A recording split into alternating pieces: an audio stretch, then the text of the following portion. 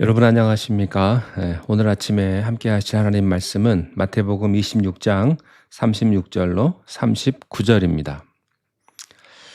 이에 예수께서 제자들과 함께 겟세마네라 하는 곳에 이르러 제자들에게 이르시되 내가 저기 가서 기도할 동안에 너희는 여기 앉아 있으라 하시고 베드로와 세베대의 두 아들을 데리고 가실새 고민하고 슬퍼하사 이에 말씀하시되 내 마음이 매우 고민하여 죽게 되었으니 너희는 여기 머물러 나와 함께 깨어 있으라 하시고 조금 나아가사 얼굴을 땅에 대시고 엎드려 기도하여 이르시되 내 아버지여 만일 할만하시거든 이 잔을 내게서 지나가게 하옵소서.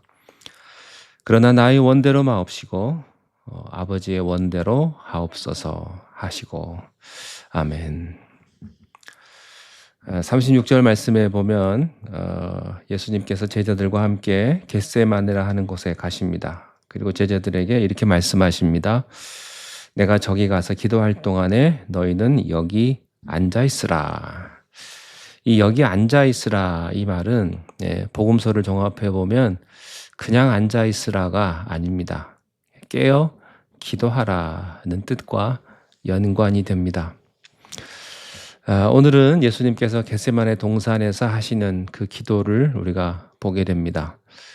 여기에서 알 수 있는 것은 예수님이 홀로 가지 않았다는 사실입니다.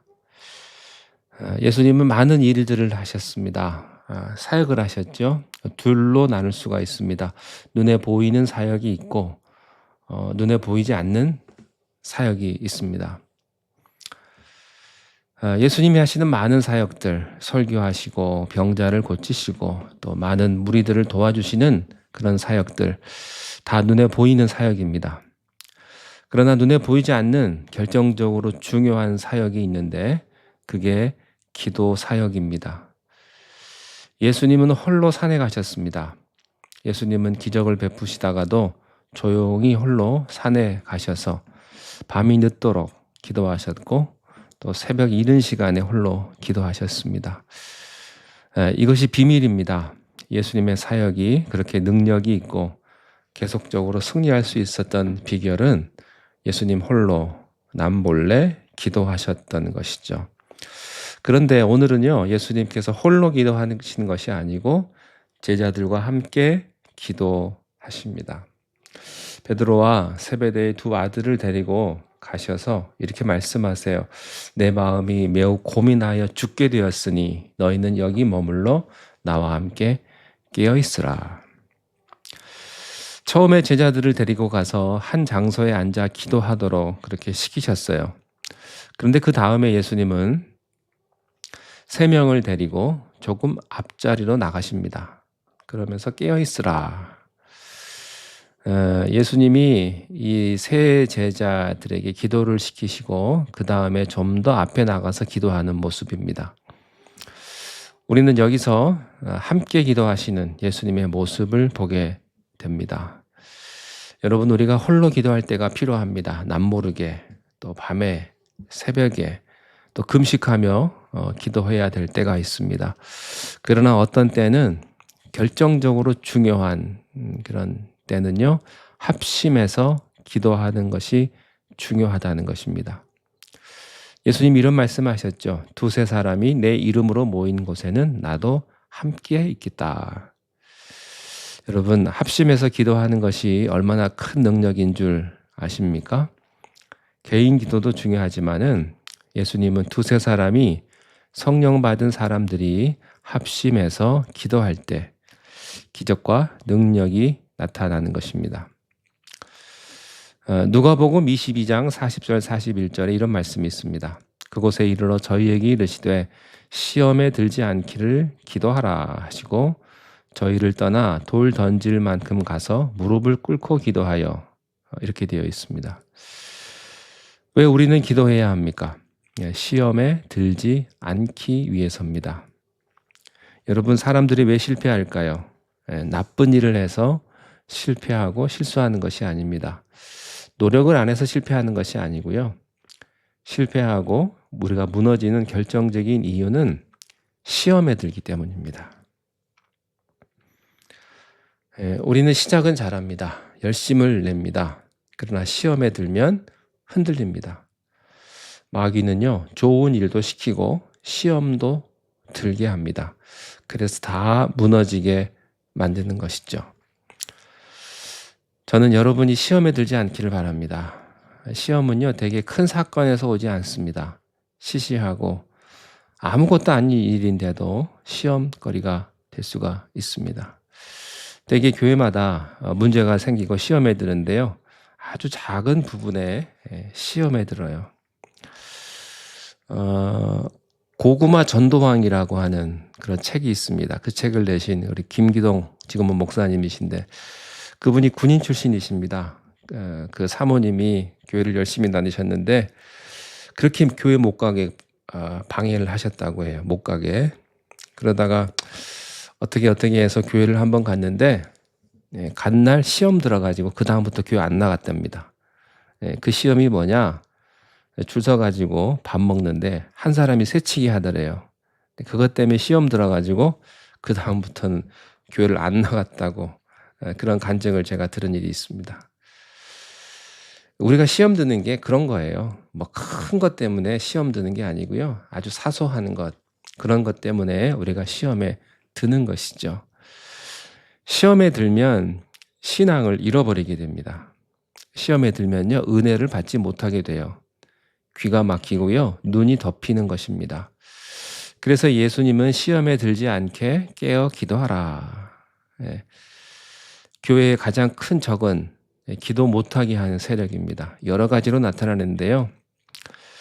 어떤 사람들은 뭐 시끄럽게 기도한다고 비판하고, 어떤 사람은 기도를 잘 못한다고, 이기적인 기도라고, 기복적인 기도라고, 그런 기도는 차라리 안 하는 게 낫다고 하는 사람도 있습니다.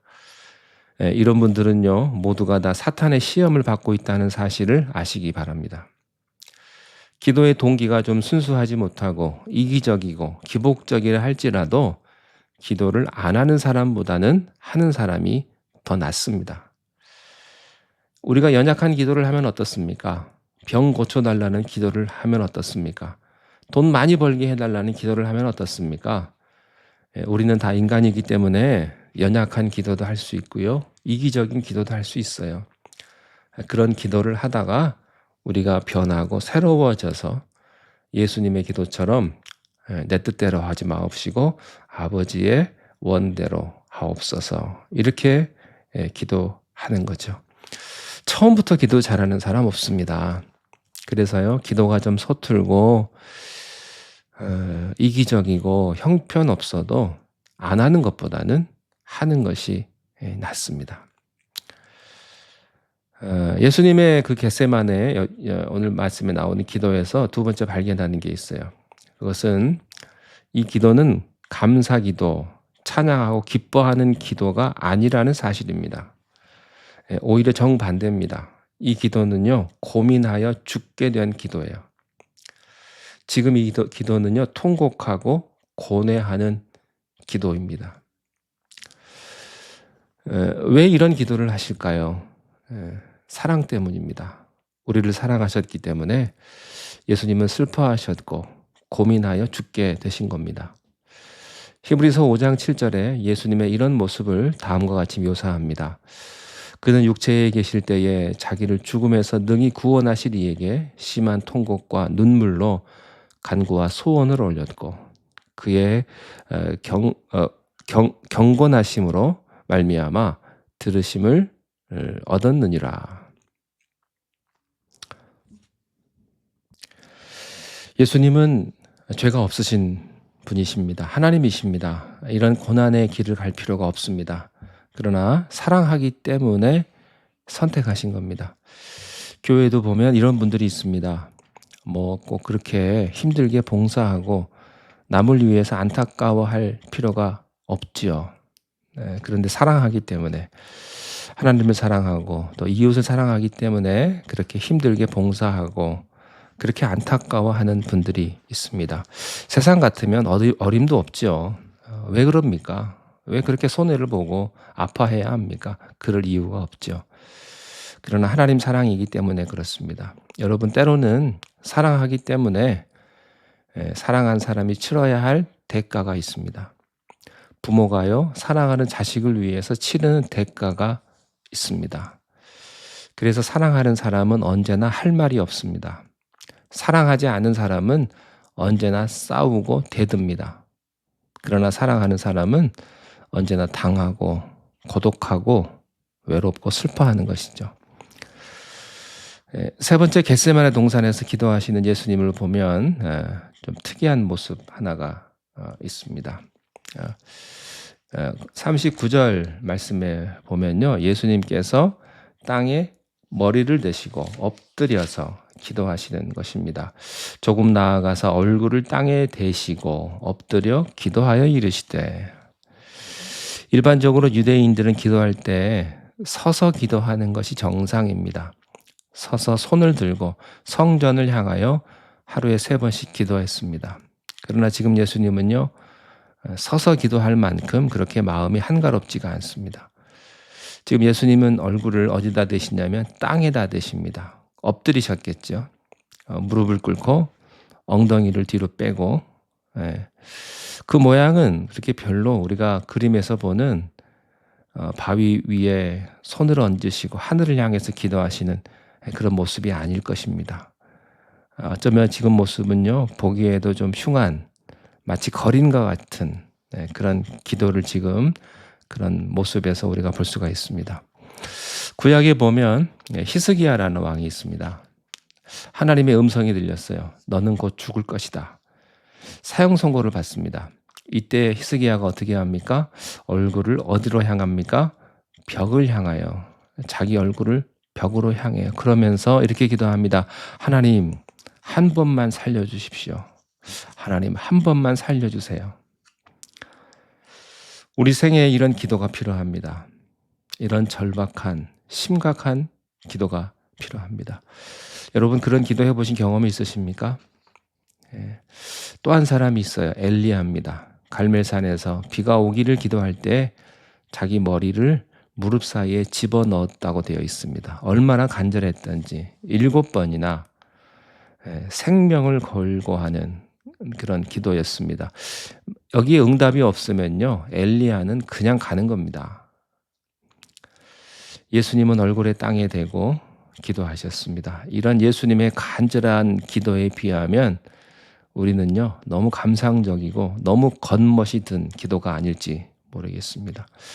기도는요, 감상적인 것이 아닙니다. 실제적인 것입니다. 이것은 영적 전쟁이며 몸부림이며 생명을 걸고 하는 것이 기도입니다. 누가복음 22장 41절에 보면 예수님은 무릎을 꿇고 기도했다, 이런 표현이 있고요. 43절에는 그때 천사가 나타나서 도왔고요. 44절에는 예수님이 기도할 때 땀이 났는데 그 땀이 피와 같았다. 우리 인생에 있어서, 여러분의 인생에 있어서 생명을 거는 이런 기도, 땀이 피가 되도록 하는 기도를 할 때가 지금이라고 믿습니다. 우리는 기도하지 않아도 될 만큼 안일한 상황이 있지 않습니다. 여러분의 자식을 보거나 가정을 보거나 현재 여러분의 사업을 보시거나 세상을 보거나 그렇게 감상적으로 기도해도 될 만큼 그런 안일한 환경에 우리가 있지 않다고 하는 사실입니다. 여러분, 기도할 수 있기를 바랍니다. 간절히 예수님의 기도처럼 간절히 땀을 흘리며 그 땀이 변하여 마치 피가 된 것처럼 예수님의 이런 간절한 기도를 우리가 닮아가기를 바랍니다. 기도하겠습니다. 하나님 아버지, 감사합니다. 오늘도 이 자리에 이 시간에 하나님 앞에 머리 숙여 기도합니다.